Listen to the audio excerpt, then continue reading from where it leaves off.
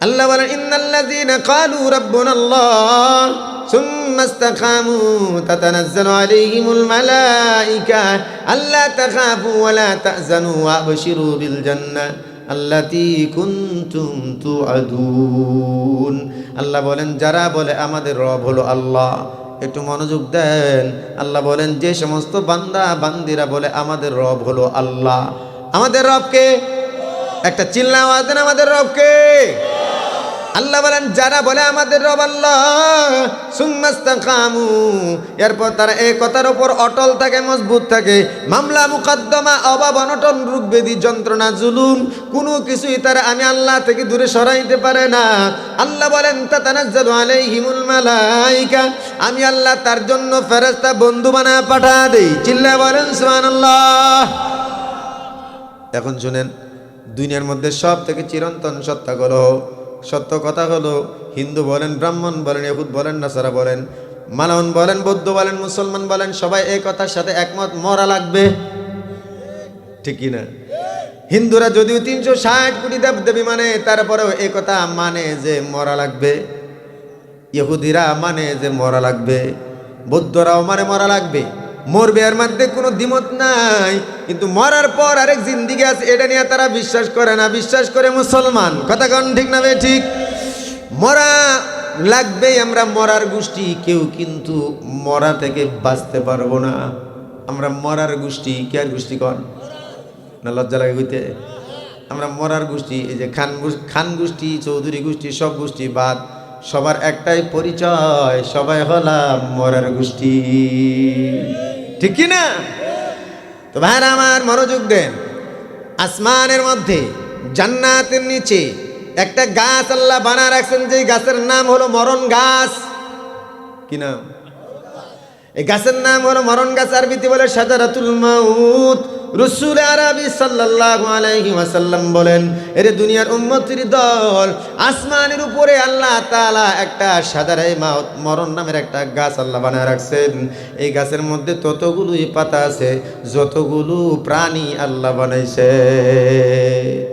যতগুলো প্রাণী আল্লাহ বানাইছেন ততগুলো পাতা আছে, প্রত্যেকটা পাতার মধ্যে একজন করে প্রাণীর নাম লেখা। আর একটু বিবেকটা খাটায় বুঝেন, আমাদের সমাজে যাই গাছ লাগায়, গাছের নতুন পাতা যখন ছাড়ে তখন ছোট্ট হয়, কচি হয়, রং বড় করা হয়, সবুজ হয়। ঠিক না ভাই? ঠিক কন? ধীরে ধীরে পাতা বড় হয়, কালার চেঞ্জ হয়। একটা সময় এমন হয় হঠাৎ করে হলুদ হলুদ কালার হয়, তারপর লাল হইয়া শুকায় পড়িয়া যায়। মানুষেরা এটারে নিয়ে লাকড়ি বানায় চুলায় দিয়া তারপরে আগুনের মধ্যে ঢালিয়া দেয়। কথা কোন ঠিক না? ঠিক। এ ভাই, আপনি আমি যখন জন্ম নিলাম, আপনার আমারও জীবনও কিন্তু এমন। ছোট্ট কচি বয়স, মায়ের পেট থেকে যখন জমিনের মধ্যে আসলাম, শরীরের মধ্যে কোনো পশম ছিল না, লোম ছিল না, মুখের মধ্যে দাঁত ছিল না, শরীরের চামড়া বড় নরম ছিল, কোমল। দেখতেই মানুষ পছন্দ করতো, কোলে নিতে মন চাইতো, গালে চুমা দিতে মন চাইতো। ধীরে ধীরে বয়স হলো, শরীরের মধ্যে পশম গজাইলো, লোম গজাইলো, মুখের মধ্যে দাঁত উঠে গেল, মাথায় চুল গজাইলো, শরীরে পশমে ভরা। কথা কন না? এখন এমন হয়ে গেছে, ধীরে ধীরে শরীরের কালার এতটাই চেঞ্জ হয়ে গেছে, মুখের মধ্যে মেস্তার দাঁত। যত দামি ক্রিম ব্যবহার করেন, আসল অরিজিনাল ওই পাতার মধ্যেও পরিবর্তন হয়। আল্লাহু আকবার বলেন। আপনি এদিকে বড় হচ্ছেন, আপনার পাতাটাও সেমন বড় হয়, আপনার শরীরের কালার পরিবর্তন হয়, ওই গাছের পাতার কালারও পরিবর্তন হয়। এমনি ভাবে একটা সময় এমন আসে, আপনার মুখের দাঁত নড়া শুরু হয়ে যায়, একটা একটা কিন্তু দাঁত পড়ে যায়। বাচ্চা বয়সে দাঁত না থাকাটাই সুন্দর লাগতো, বুড়া বয়সে দাঁত পড়ে গেলে মুখটা এমন হয়ে যায়, কেমন যেন শুক্কা হয়ে যায়, ভাল লাগে না দেখতে। চামড়া এমন ঢিলা হয়ে যায়। ঠিক না ভাই? ঠিক বলেন। চামড়া ঢিলা হয়ে যায়, হাড্ডি দুর্বল হয়ে যায়। যে হাতের কবজি দিয়ে একটা ঘুষি মারলে মানুষের দাঁত পড়ে যাইত, আল্লাহ তাআলা এমন দুর্বল বানা দেয়, নিজের হাত দিয়ে এক গ্লাস পানি তুলে খাইবে এমন শক্তি অনেকের থাকে না। কথা কন ঠিক না ভাই? ঠিক। ভাইয়ের আমার, জীবনের এই রঙের পরিবর্তন, মরণের দিকে আগায় যাচ্ছেন, খবর নাই। আল্লাহ রাসূল বলেন, তোমার এই পরিবর্তনের সাথে সাথে মরণ নামের গাছের পাতারও তোমারও পরিবর্তন হয়। 40 দিন আগে ওই গাছের পাতাটা শুকায় আজরাইলের সামনে পড়ে যায়। কয়দিন আগে আজরাইল ওই গাছের গোড়ায় বসে আছে এভাবে আসন কইরা। রাসূল আরবি বলেন আজরাইল কত বড় দেখো আল্লাহ বানাইলেন। আজরাইলের হাতের তালুর মধ্যে গোটা দুনিয়াটা এমন হয় যেমন নাকি তোমাদের হাতের তালুর মধ্যে 1 টাকা যতটা জায়গা নেয়।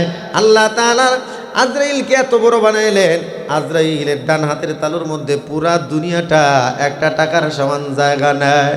রাসূল বলে এত বড় দুনিয়ার তামাম পানিগুলো যদি আজরাইলের মাথায় ঢেলে দেওয়া হয় তাহলে 1 ফোঁটা পানি চুল ভিজে জমিনের মধ্যে পড়বে না। বলেন আল্লাহু আকবার। সেই আজরাইল বসে আছে, সামনে যখন আপনার আমার নামের পাতাটা পুড়িয়া যায়, আজরাইল হাতে নিয়ে দেখে নাম লেখা আবুল কালাম আমিনী।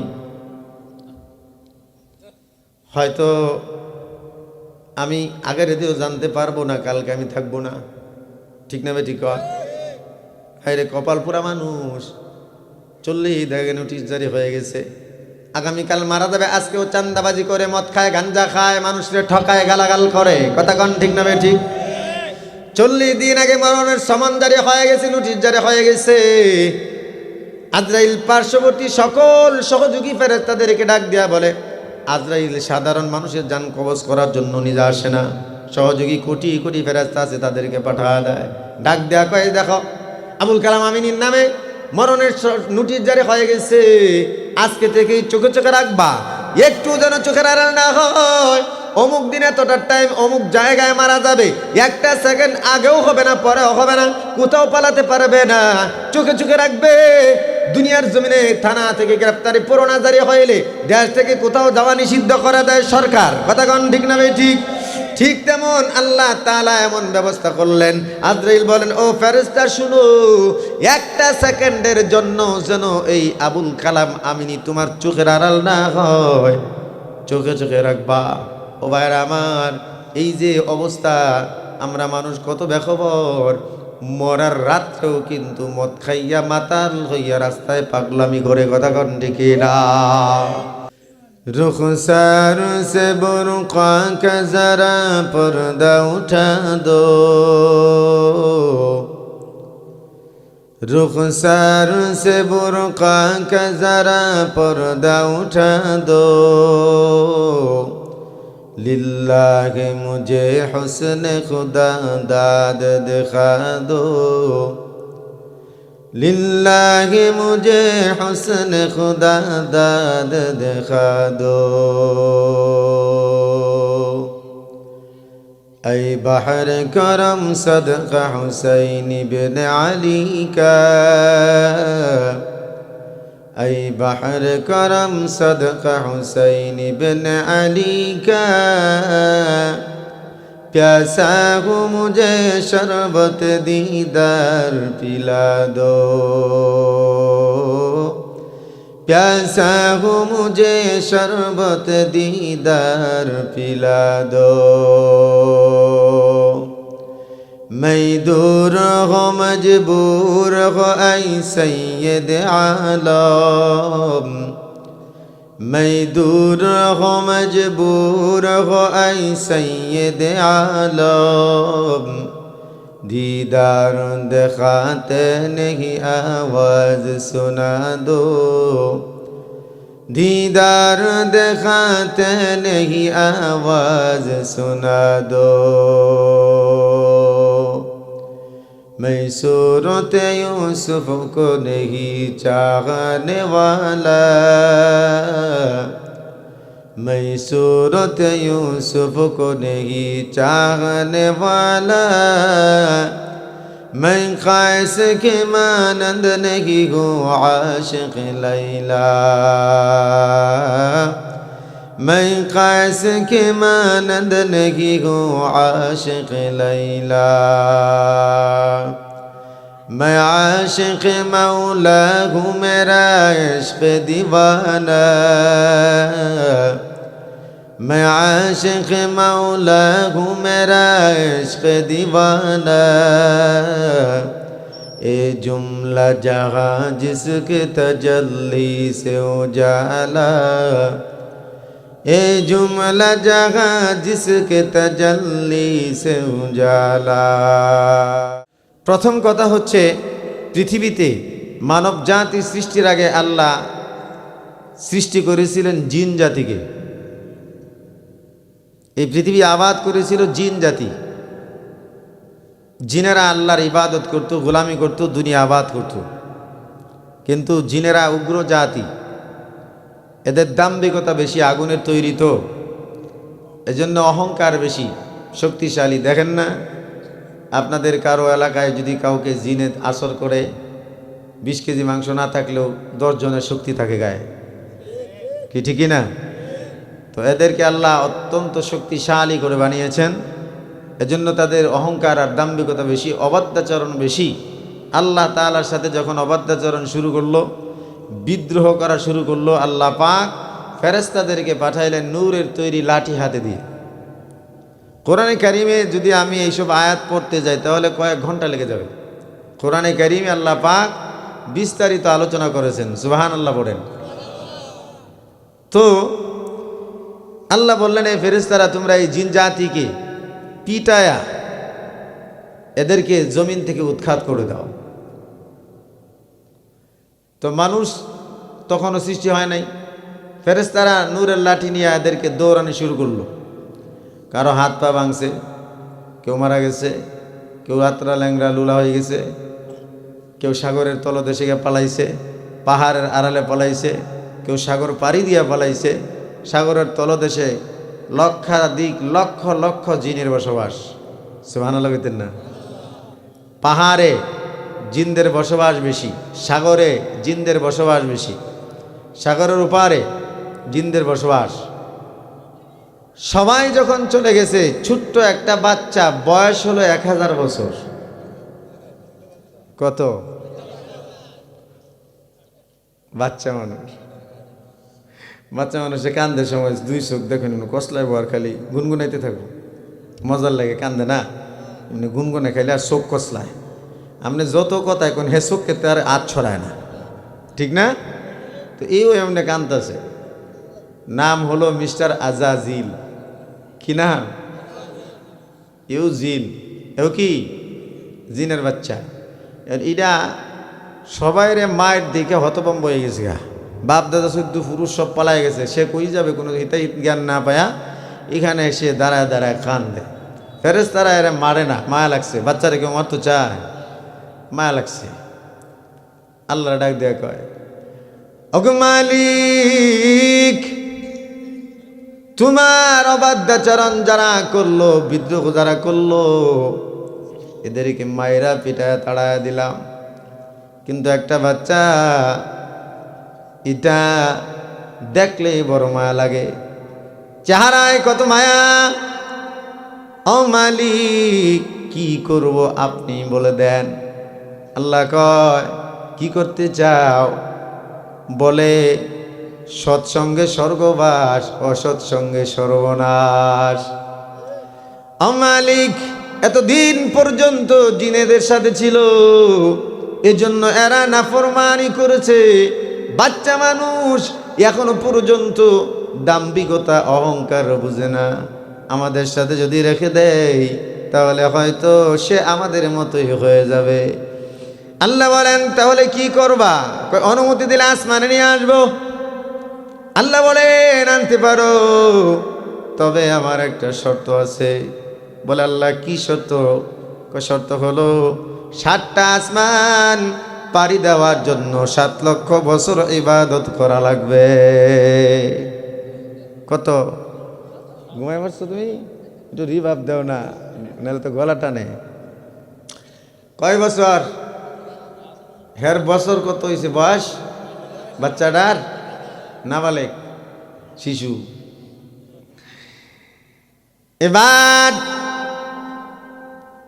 ফেরেশতারা বলে, ও মালিক, আপনি যা বলবেন, আপনার অবাধ্যাচরণ করার মতো আমরা মালাইকারা ফেরেশতারা কোনো দুঃসাহস করি না। ওগো মালিক, ঠিক আছে, মেনে নিলাম। আল্লাহ বলেন, তাহলে তোমাদের সাথে করে নিয়ে আসো। প্রথম আসমানে যাওয়ার পর আল্লাহ বলেন, এখানে রেখে দাও। প্রথম আসমানে 1 লক্ষ বছর ইবাদত করার পর যখন দেখবো সে ভালোই করে তারপরে দ্বিতীয় আসমানে ওঠার মতো অনুমতি আমি আল্লাহ দিয়ে দিব। জোরে কোন সুবহানাল্লাহ। এইভাবে ইবাদত করছে 7 আসমানে 7 লক্ষ বছর। কত বছর? এবার আল্লাহ তাআলা বড় রাজি আর খুশি হয়ে গেছেন। আল্লাহ পাক খুশি হইয়া এই আজাজিলকে তামাম ফেরেশতাদের শিক্ষক বানায় দিলেন, প্রমোশন দিয়া দিলেন। কি দিলেন? প্রমোশন দিয়া দিলেন।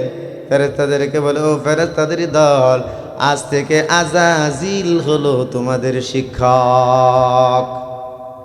ছোট থেকে হিন্দুর বাচ্চা শিশু অবুঝ যদি মুসলমানের ঘরে লালিত পালিত হয়, সে মুসলমান হয়েই বড় হবে। ঠিক না ঠিক হন? আবার মুসলমানের সন্তান যদি বাচ্চা বয়সে অবুঝ বয়সে যদি হিন্দুর ঘরে গিয়া লালিত পালিত হয়, তাহলে দেখতে দেখতে সে পূজা শিখে ফেলবে। ঠিক কি না? কারণ সে তার আসল পরিচয় জানে না। এজন্য রাসূল আরবি বলেন, কুল্লু মাউলুদিন ইউলাদু আলা ফিতরাতিল ইসলাম ফাইন্না আবাওয়াইহি ইয়াহুদানিহি ওয়া ইউনাসসিরানিহি ওয়া ইউমাজ্জিসানিহি। আল্লাহর রাসূল বলেন, প্রত্যেকটা শিশু সন্তান মুসলমান হওয়ার মতো যোগ্যতা নিয়ে দুনিয়ায় আসে, তারপর তার মা বাবা তারে মুসলমান বানায়। আবার তার মা বাবা যদি হিন্দু হয় তাহলে সেও হিন্দু হয়, আর যদি মা বাবা নাসারা হয় তাহলে ওই সন্তানও নাসারা হয়। মা বাবা যদি অগ্নি পূজারী হয় তাহলে সন্তানও অগ্নি পূজারী হয়। এজন্য বাইরা আমার, ফেরেশতাদের সাথে থাকার পর অবু শিশুটা 7 লক্ষ বছর ইবাদত করার পর আমার আল্লাহরে রাজি খুশি করে ফেলছে। জোরে কোন সুবহানাল্লাহ। এবার এই নূরের তৈরি ফেরেশতারা যখন জিনদেরকে পিটায়, মনে মনে এরা ভাবলো, আমরাই তো শ্রেষ্ঠ জাতি, আল্লাহ তাআলা আমাদের দিয়া জিন জাতিদেরকে পিটাইছে, সুতরাং আমরাই উত্তম, আমরাই হলাম সেরা। মুখ দিয়া না বললেও আল্লাহ তাআলা তো কলিজার খবর জানে। ঠিক না? মনে মনে ভাবছে, আল্লাহ জানে কি জানে না? আল্লাহ কয়, ঠিক আছে দেখতেছি।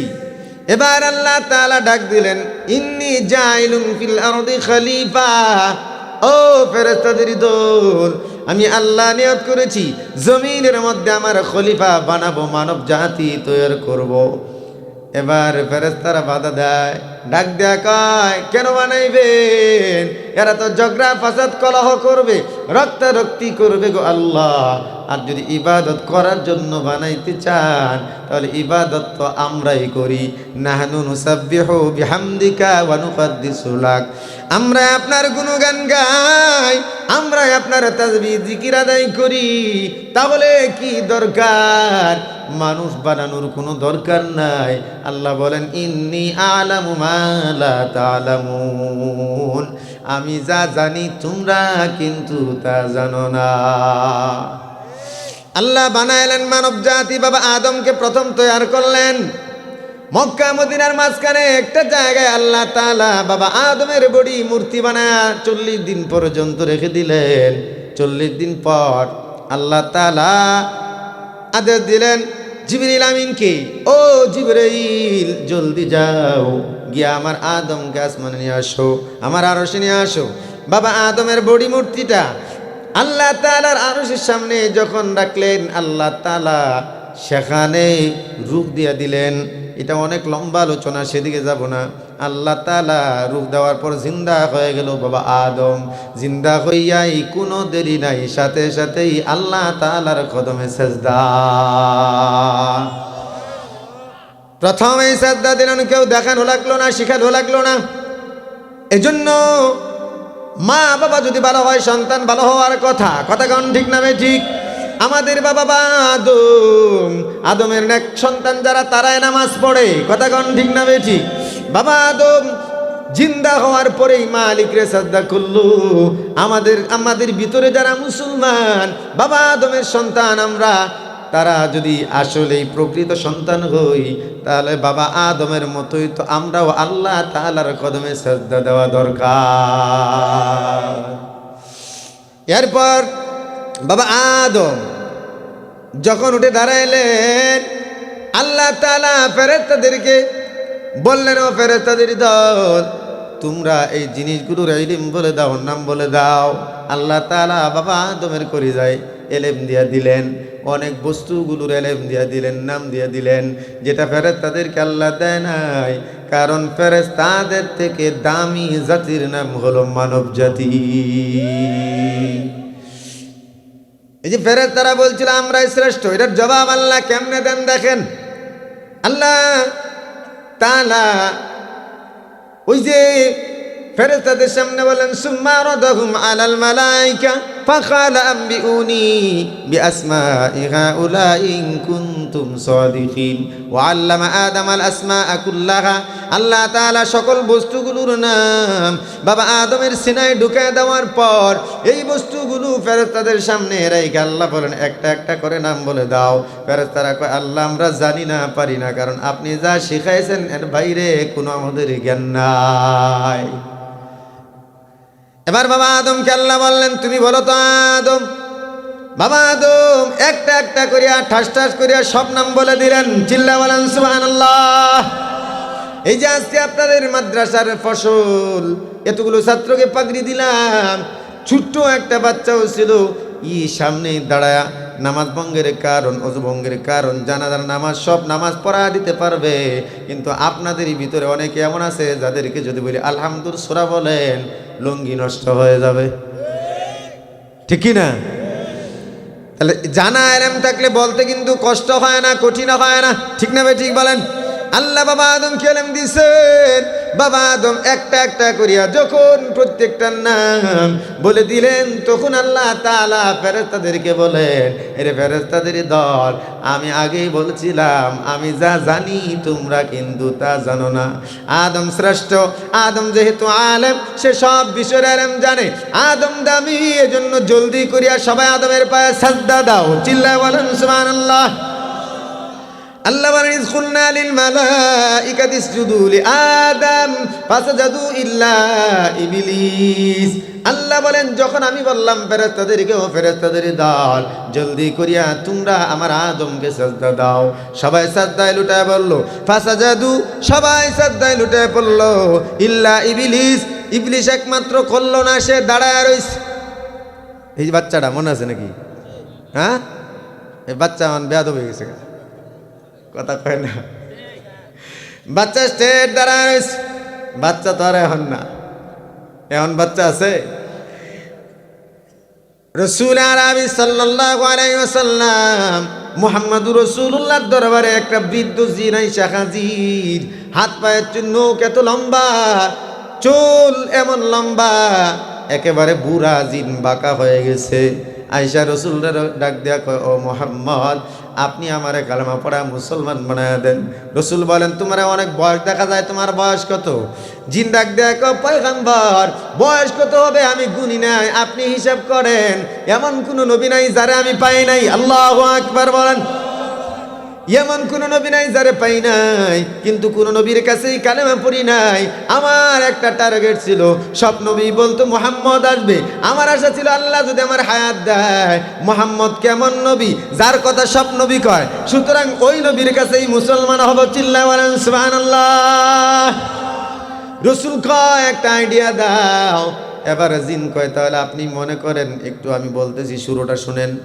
আদমের দুই সন্তান হাবিল আর কাবিল, ঝগড়া লাগছে। তখন আমি বাচ্চা, তখন কি তখন আমি বাচ্চা, কেবলমাত্র দৌড়াদৌড়ি শুরু করলাম। এক পাহাড় থেকে আরেক পাহাড়ে লাফ দেই, দৌড় দেই। হঠাৎ করিয়া তাকায় দেখি কাবিলে হাবিলরে মারে। রাসূল, আপনি এখন আন্দাজ করে নেন আমার বয়স কত হতে পারে। ইবনে আসাকির ঐতিহাসিক বলেন, তখন পর্যন্ত এই লোকের বয়স হয়েছিল, জিনের বয়স হয়েছিল ৯,৫০০ বছর। আল্লাহু আকবার কইতেন না? কত বছর? জিন রাসূলের কাছে কালেমা পড়ে মুসলমান হয়ে গেল। তো ভাইরা আমার, এই কথাটা এই জন্য বললাম, সামনে লাগবে, আলোচনায় চলে যায়। শয়তানের কথা এই জন্য বলছি, সামনে শয়তানের আলোচনা আছে, এটুক মনে রাখেন, যেটুক বললাম মন থাকবে না? আচ্ছা, আল্লাহ বলেন, ইন্নাল্লাযীনা ক্বালু রাব্বুনাল্লাহ ثم استقاموا تتنزل عليهم الملائكة ألا تخافوا ولا تحزنوا وأبشروا بالجنة التي كنتم توعدون আল্লাহ বলেন যারা বলে আমাদের রব হলো আল্লাহ, একটু মনোযোগ দেন। আল্লাহ বলেন যে সমস্ত বান্দা বান্দিরা বলে আমাদের রব হলো আল্লাহ, আমাদের রবকে একটা চিল্লা আওয়াজ দেন, আমাদের রবকে। আল্লাহ বলেন যারা বলে আমাদের রব আল্লাহ, সুম্মাস্তাকামু, এরপর তারা এই কথার উপর অটল থাকে, মজবুত থাকে।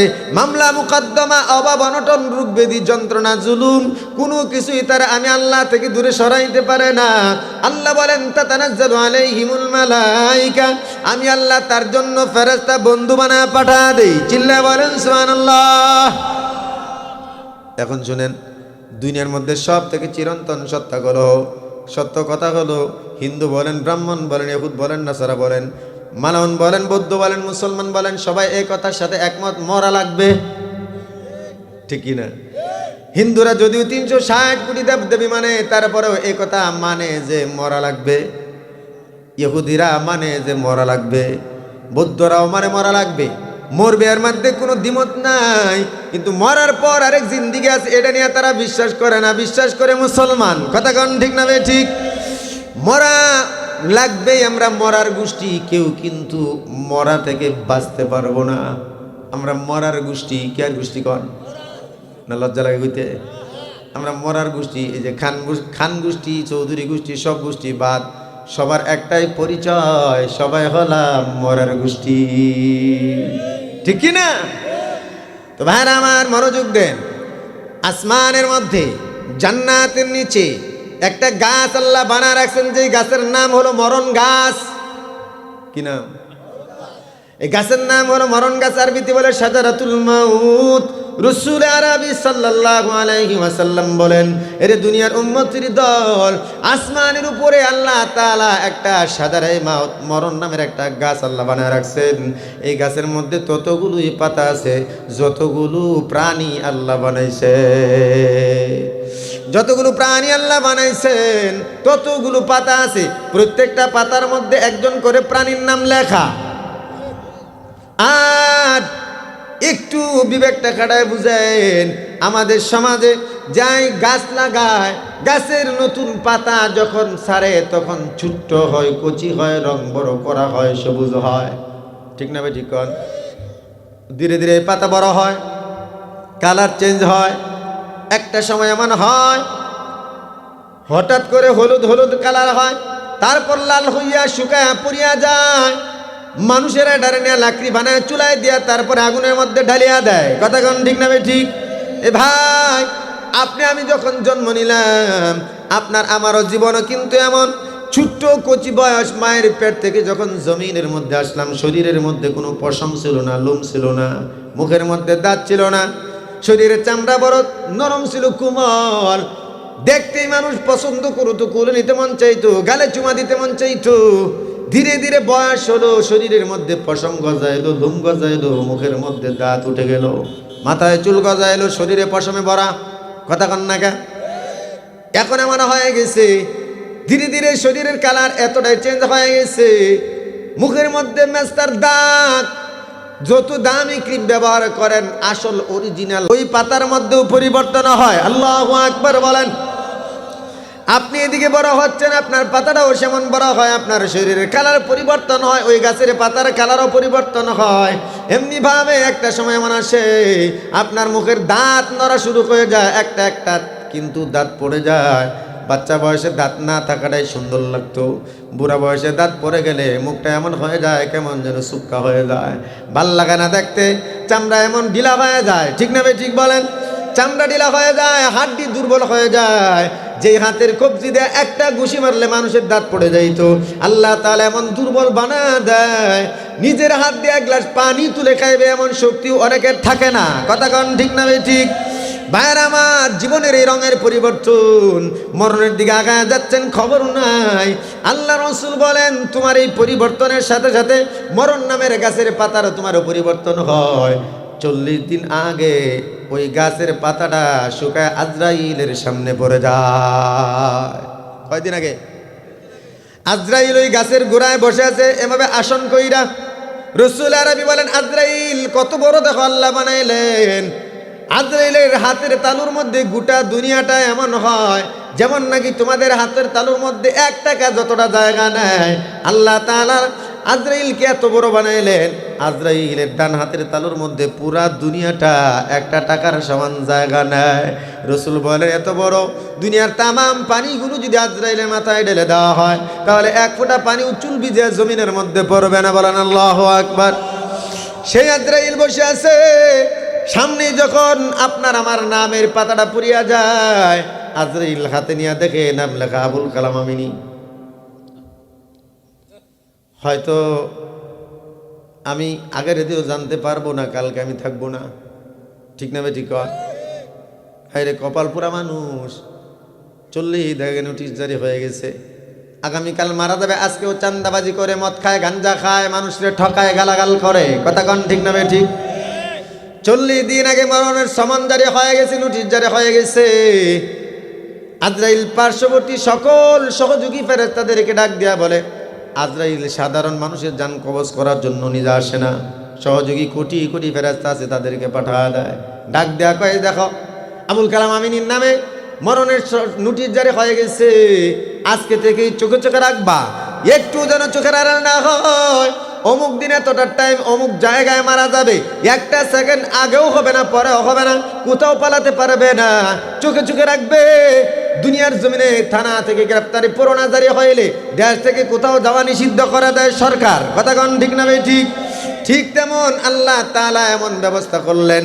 আজরাইল বলেন, ও ফেরেশতা শুনো, 1 সেকেন্ডের জন্য যেন এই আবুল কালাম আমিনী তোমার চোখের আড়াল না হয়, চোখে চোখে রাখবা।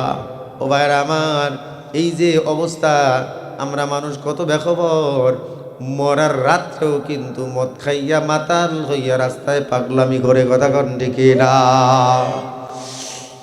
তো ভাইরা আমার, এই যে 40 দিন আগে মরণের নোটিশ জারি হয়ে গেছে, বান্দার খবর নাই। এবার আসেন কোরআন আল্লাহ কি বলেন। ওই যে আল্লাহ বলছেন, যদি তোমরা আমাকে রব মানো, আমার উপর অটল থাকো, বিচল থাকো, আমি আল্লাহ ফেরেশতা পাঠায় দেই বন্ধু বানায়া। রসুল আরবি বলেন, ইন্তেকালের 40 দিন আগে নামাজি বান্দার জন্য, মুমিন বান্দার জন্য 30 থেকে 70 জন পর্যন্ত আল্লাহ তাআলা ফেরেশতা বন্ধু বানায় তার জন্য পাঠায় দেয়। চিল্লায় সুবহানাল্লাহ কোন। কয়জন? 40, 30 থেকে 70 জন। 40 দিন আগে মরণের নোটিশ জারি হয়ে গেছে, নামাজি কামেল মুমিনের জন্য ফেরেশতারা পাঠায় দেয় আল্লাহ। ফেরেশতারা কানে কানে আইসা কয়, নাহনু আউলিয়াউকুম ফিল হায়াতিদ দুনিয়া ওয়া ফিল আখিরাহ।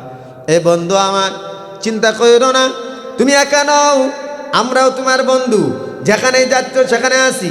একটা কথা শুনিয়ে রাখো, আল্লাহ তাআলা যতক্ষণ পর্যন্ত তোমার জান্নাতে না ঢুকাইবে ততক্ষণ পর্যন্ত তোমার সাথে বন্ধুত্ব আমরা ছাড়ব না। এই মুমিন বান্দা তখন আরো সাহসী হয়ে যায়।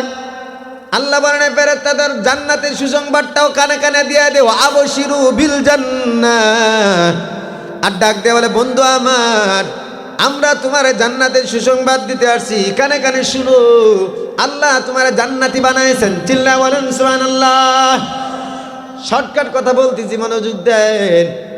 কিছু কিছু মানুষ আছে যারা নামাজি আমলওয়ালা, ইন্তেকালের আগে অনেক সময় দেখবেন বেগম রে বা সন্তানরে ডাক দেয়া কয়, শুয়ে আছে, ডাক দেয়া কয়, বেগম রে, সাদা কাপড়ের কিছু হুজুর আসছে, আলেম আসছে, তাদেরকে মেহমানদারি করো। দেখছে, শুনছেন কিনা? অনেকেই বলে, বেগম কয়, কই, কোথাও তো কোনো মানুষ দেখি না, আপনি কই দেখেন? দুনিয়ার কেউ দেখবে না, গর্ভবতী 1000 মানুষ থাকলেও ও বন্দা সারা ফেরেশতাদেরকে আর কেউ দেখতে পারবে না। এরা হলো সেই বন্ধুরূপী ফেরেশতা। চিল্লা সুবহানাল্লাহ খান। এই যে আপনার আমার মরণের সময় শুরু হয়ে গেল, ফেরেশতারা বন্ধুরূপে চললো। 40 দিন আগে মরণের নোটিশ, 40 দিন আগেই আল্লাহ বন্ধু বানায় পাঠায় দিলেন। ইন্তেকালের সময় হয়ে গেছে, আজরাইল সামনে চলে আসছে। এবার ইমাম ফখরুদ্দিন রাজি তাফসীরে কবিরের লেখক বলেন, মানুষ যখন মারা যাবে এই ঠিক মুহূর্ত সময়ে মা বাবার সুরত ধইরা ওই মিস্টার ইবলিশ আসে। মনে আছেন ইবলিশের কথা? এই মিস্টার ইবলিশ তখন একজন মার সুরত ধরে আর একজন বাবার সুরত ধরে।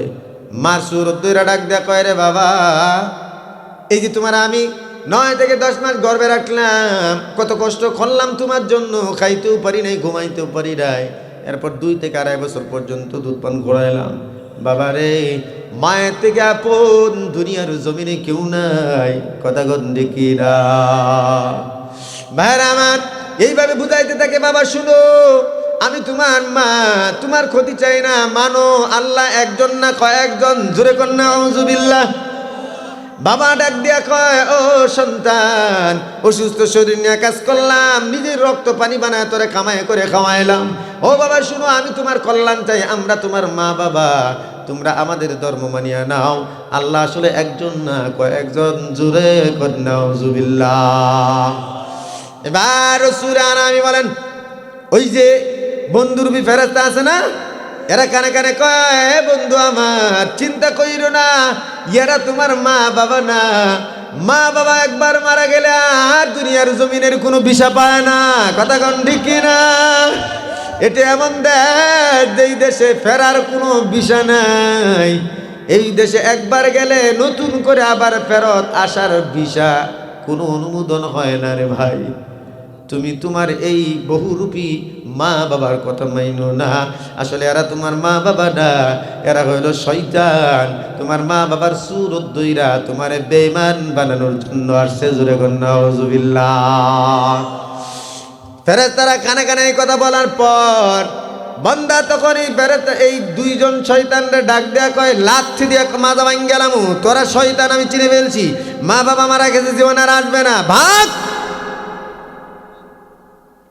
সাথে সাথে এরা পালায় যায়। এবার বন্ধুর বিবেরা তারা ডাক দেয়া কয়, বন্ধু আমার, আজরাইল আসছে, অপেক্ষা করো, জানটা সামান্য সময়ের জন্য নিবে, কবরে দেওয়ার পর আবার তোমার সাথে কবরে চলে আসবো, জোরে কোন সুবহানাল্লাহ। আজরাইল সামনে আসার পর সালাম দেয়, জান্নাতের রেশমি কাপড়, রেশমি রুমাল নিয়ে আসে, চিল্লায় কোন সুবহানাল্লাহ। জান্নাতের রেশমি রুমাল আজরাইল নিয়ে আইসা বান্দার সামনে বইসা সালাম দেয়, সালাম দিয়া বলে, আইয়াতুহান নাফসুল মুতমাইন্নাহ, হে নফসে মুতমাইন্না, ইরজিই ইলা রাব্বিক, তোমার রবের দিকে চলো, সুবহানাল্লাহ কইতেন না, তোমার রবের দিকে চলো, শান্ত পরিতৃপ্ত হইয়া তোমার রবের দিকে চলো। দেখবেন ওই সময়ে বুজুর্গানে দিন লিখেছেন, মুমিন বান্দার মরণের সময় শুধুমাত্র কপাল গামে, কি গামে কন, চোখ বড় বড় হবে না, এটা সেটা খাইতে চাইবে না, পাগলামি করবে না, এমন উল্টা পাল্টা করবে না, কাপড় নষ্ট করবে না। আর বদকার বান্দার মরণের সময় দেখবেন চোখ বড় বড় হয়ে গেছে, হা করে রয়েছে, দুনিয়ার পানি দিলেও তার তামাম তৃষ্ণা মিটে না, কথা কন ঠিক না ভাই? ঠিক। একবার এদিক তাকায় আর একবার ওদিক তাকায়, কি যেন ভয় পাইছে, পসরা পায়খানা পর্যন্ত করিয়া দেয়, কথা কন ঠিক কিনা? মুমিন বান্দার মরণ কপাল ঘামবে, হালকা হালকা ঘামবে, ঠোঁট বিড়বিড় করবে, বান্দা নিজেই তার হাত দিয়া কপালের ঘাম মুছে দিবে, আর ঠোঁট নাড়া হঠাৎ করে চোখ বন্ধ করে ঘুমায় যাবে, জোরে সুবহানাল্লাহ। তো ভাইরা আমার, এটা হাদিস শোনা দেয়, রাসূল নবী বলেন, কিছে কথা কয় কেডা বাইরে, সাউন্ড হলে বিপদ। তো ভাইরা আমার, রাসূল নবী বলেন, নেককার আর বদকারের মরণের সময় একটা ঘটনা ঘটিয়া যায়, আপনারা হয়তো অনেকেই শুনে থাকেন, কিন্তু হাদিস শরীফে কি আছে হয়তো সেটা জানেন না, কথা কয় না। দেখবেন কিছু কুলাঙ্গার সারা জীবন সুদ খাইছে, ঘুষ খাইছে, বাটপারি করছে, মানুষের টাকা মাইনা খাইছে, সীমা দাগ খাইছে, গালাগাল করছে, মানুষের কষ্ট দিছে। ইন্তেকালের সময় সন্তানগুলোর ডাক দেয়া কয়, বাবা আমারে যদি একটা বড় বোয়াল মাছের মাথা খাওয়াইতা তাহলে দুনিয়াটা আরামে ছাড়তাম, কথা কয় না। সন্তান কয়, কই বামু এমন সময় বোয়াল মাছের মাথা, তাও আবার নদীর বোয়াল, আল্লাহ কয় টেনশন করিস না, আমার ফেরেশতা আছে, বোয়াল মাছ আমি উড়াই দিব। আল্লাহ ফেরেশতারা লাগা দেয়, ও ফেরেশতাদের দল জলদি যা, আমার এই নাফরমান মাছ খাইয়া বিদায় হইতে চায়। বাজারে বল মাছ নাই, ব্রহ্মপুত্র নদের মধ্যে গিয়ে একটা মাছ ধর, বল মাছটা দইরায় না ত্রিশাল বাজারে তুল, আর তার সন্তানের সামনে চোখের মধ্যে দিয়া দিবি, যেন তাড়াতাড়ি কিনে নিতে চায়। আর বাড়িতে যাইয়া যেন বাজা কইরা তার বাবারে খাওয়ায়, খাওয়ায় হাইরা তার বাপের দাফন কইরা কয়, আমার বাপের কপাল কি বালা, এই যে দেখো শেষ আশাটাও আল্লাহ পূরণ করায় নিছে। আরে তোর ভাই শেষ আশা পূরণ করা নিছে না কপালে ঠাডা পড়ছে? এই কথা কর না কে? আরেকজন মুমিন নেককার বান্দা কষ্টে মরতেছে, কষ্ট হচ্ছে, খাইতে চাইতেছে, বলে আমি একটু দুধ খাইতাম রে বাবা।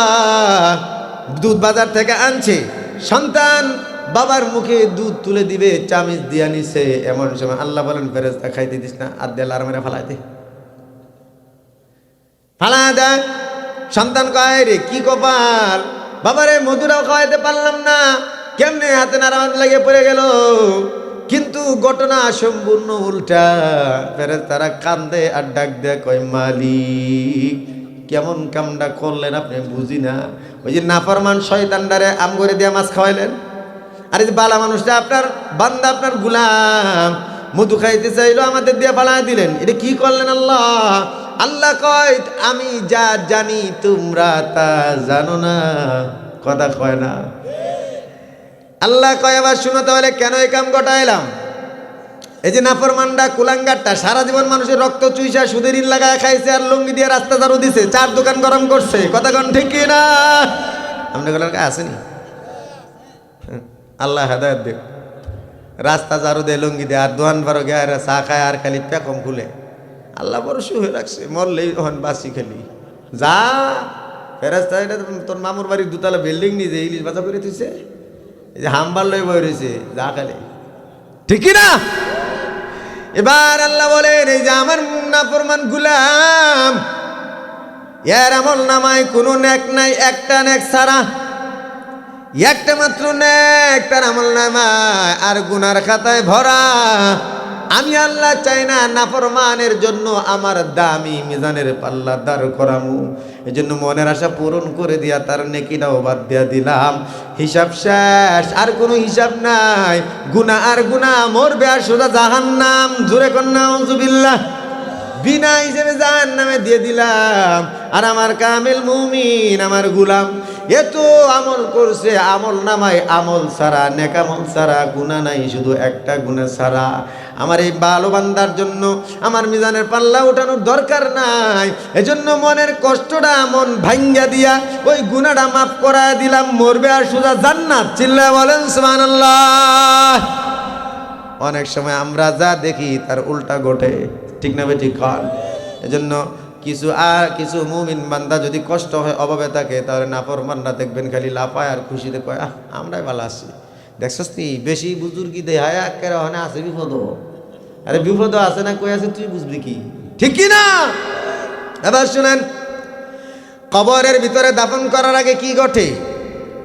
আল্লামা ইমাম নববী রাহমাতুল্লাহি আলাইহি উনি লেখেন, মা বাবাকে যখন সন্তান কাফন পরা কাঁধের উপর লাশ নিয়ে যখন কবর দিকে রওনা হয়, তখন মা বাবা সন্তানের কাঁধের উপর থেকে চিল্লায়, কান্নাকাটি করে, এমন জোরে আওয়াজ দেয় আর বলে, রে সন্তান কই নিয়ে যাও অন্ধকার ঘর, বাতি নাই সাথী নাই, এমন একটা অন্ধকার ঘর, ছোট্ট ঘর, কেমনে থাকবো?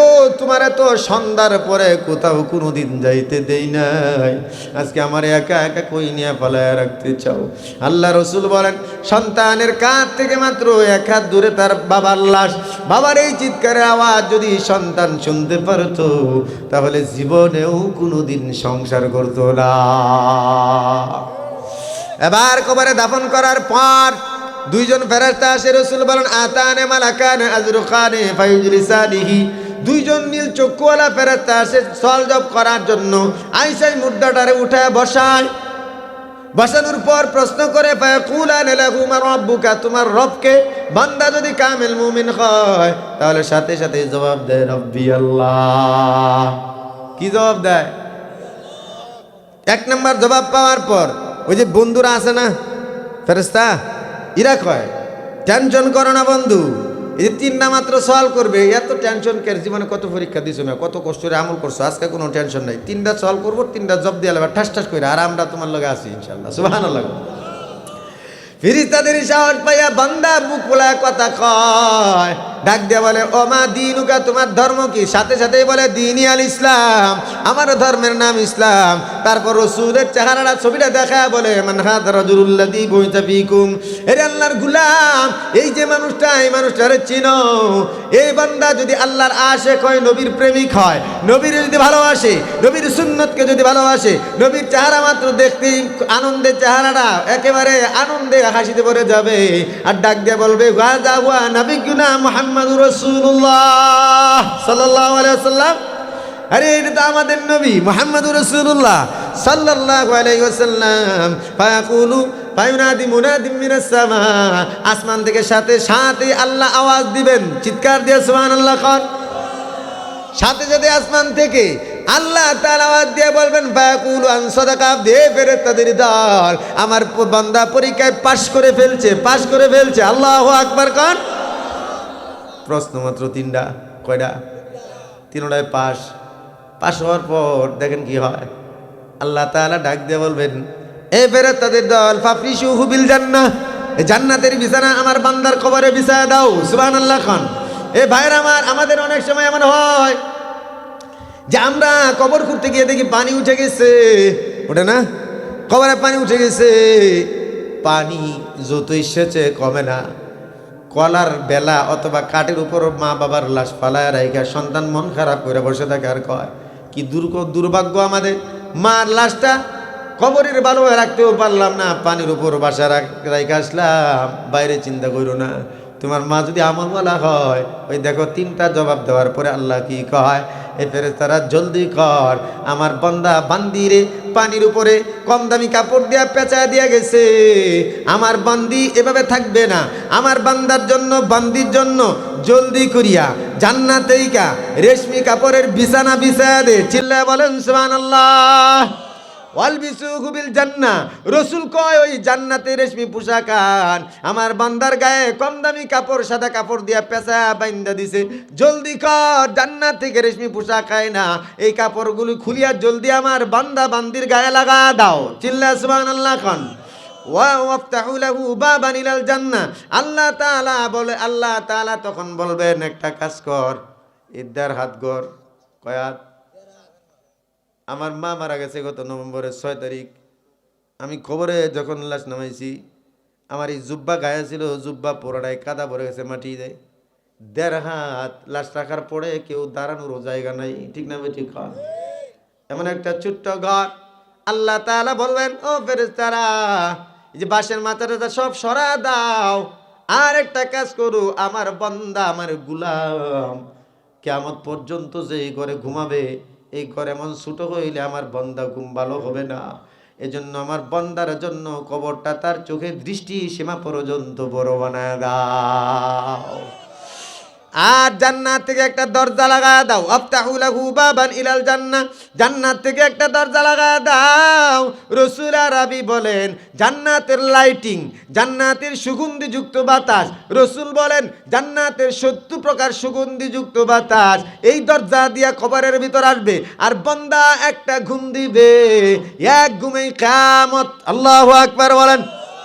একটা ঘুমে কিয়ামত, পাশেই বসে আছে বন্ধু রূপী 70 জন ফেরেশতা, তারা পাহারা দেয়। চিল্লা সুবহানাল্লাহ না। এবার কিয়ামত ঘটে গেলে ফেরেশতা তারা ডাক দিবে, বান্দা উঠো, কিয়ামত হয়ে গেছে। বান্দা চোখ কসলাবে। রাসূল বলেন কালাইলাতিল আরশি, নতুন বাসর ঘরে জামাইয়ের মতো ঘুমাবে নিশ্চিন্তা। এবার যখন আইসা ফেরেশতা ডাক দিবে, তখন চোখ কসলাবে আর উঠবে আর বলবে হায় হায় রে ভাই, ডিস্টার্ব দিলেন, মাত্রই তো চোখটা লাগছে। আল্লাহু আকবার কইতেন না? এবার ওই ফেরেশতা ডাক দিয়ে বলবে, কি বলেন আপনি? আপনার তো খবর নাই। আপনি কবে ঘুমাইছেন? হাজার হাজার হাজার হাজার বছর এক ঘুমে কাটায় দিলেন। আপনি বলেন মাত্রই চোখ লাগছে। এই হবে মুমিনের মরণ আর কবর। এই জন্য রসুল বলেন, আল কাবরু রাউজাতুম মির রিয়াজিল জান্নাহ, কবর হলো জান্নাতের একটা বাগান। আও হাফরাতুম মিন হুফারিন নার, না হয় বদকারের জন্য একটা জাহান্নামের গর্ত। আমরা এমন বন্ধুরূপী ফেরেশতা আর কবর এমন সুখ শান্তি চাই? হাত তুলেন, দুই হাত। সবাই চাই? হাত নামাবেন না আমি না বলা পর্যন্ত। সবাই চাই ইনশাল্লাহ? তাহলে আমার সাথে ওয়াদা করেন, আজ থেকে নামাজ ছাড়বেন না ইনশাল্লাহ? 5 ওয়াক্ত নামাজ পড়বেন, হারাম খাবেন না। হারাম কোন? হারাম আপনারা কোন, আমি তো খাই না। মিয়া হারাম। পরিবার কেউ খাওয়াবো না। বলেন, পরিবার কেউ খাওয়াবো না। মন থাকবে? যুবক ভাইরা, তোমাদেরকে নামাজের কথা বললে কো ফ্যান ঠিক নেই। ক্যা? কেন, কি আগুন লাগছে? তোমার পকেটে যদি এই 2 কেজি ওজনের একটা মোবাইল রাখার জায়গা থাকে, কথা কয় না, হেডফোন থাকে, ব্লুটুথ থাকে, থাকে না, এত কিছু ওয়ালেট থাকে, যদি জায়গা হয়, 10 টাকা দামের পকেট টিস্যুর জায়গা হয় না তোমার প্যান্টের পকেটে? 10 টাকা দামের পকেট টিস্যু রাখো, প্রস্রাব করো, টিস্যু ব্যবহার করো, শরীর পাক থাকবে, মরলে না পাকি মরবে না, ঠিক কি না? আজ থেকে ওয়াদা করো, পকেটের মধ্যে 10 টাকা দামের পকেট টিস্যু রাখবে, যেখানে প্রস্রাব করবে, পায়খানা করবে, টিস্যু ব্যবহার করবে, শরীর পাক। কথা কন? মসজিদে আজান হয়ে গেছে, পাশে মসজিদ পাইলে মসজিদে নামাজ পড়ে নাও। আর যদি মসজিদ না থাকে, পাশে না থাকে, রাস্তার কিনারায় অজু কইরা রোডের উপরে দাঁড়ায় নামাজ পড়ে নাও, ঠিক কি না? এই উম্মতের জন্য সব জায়গায় মসজিদ। ভাইরা আমার, আমাদের আপনাদের সকলের পরিচিত আমার অত্যন্ত মহব্বতের দুস্থ বন্ধু শাকিরুল ইসলাম উসমানী ভাই চলে আসছেন। আপনাদেরকে তার সুললিত সুরের ঝংকারে আপনাদেরকে বয়ান শোনাবেন। আমি আপনাদের কাছ থেকে বিদায় নিচ্ছি। আল্লাহ পাক আমাকে এবং আপনাদের সবাইকে আমল করার তৌফিক দান করেন। মোনাজাত উনি করবেন, আমি দোয়া চেয়ে যাচ্ছি। আমার বাবা মারা গেছে 10 বছর হলো।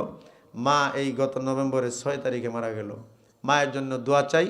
উসমানী ভাইও দোয়া করবেন ইনশাআল্লাহ, আপনারাও দোয়া করবেন, আমিও আপনাদের জন্য দোয়া করি। ওমা আলাইনা ইল্লাল বালাগ। আসসালামু আলাইকুম ওয়া রাহমাতুল্লাহ।